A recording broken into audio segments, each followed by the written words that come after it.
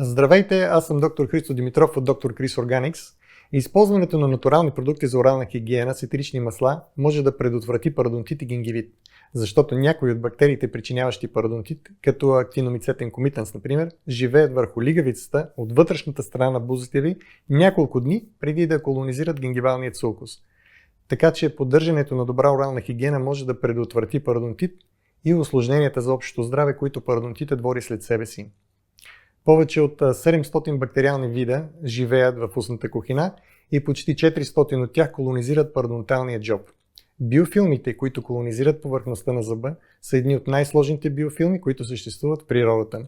В тази сложна екосистема бактериалните видове се защитават взаимно и техните токсини водят до възпаление и загуба на костна тъкан.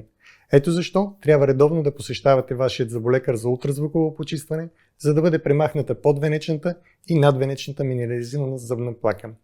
Ако искате да се радвате на здрава усмивка, можете да посетите нашия уебсайт и да изберете някои от нашите натурални продукти за орална хигиена, които наистина помагат.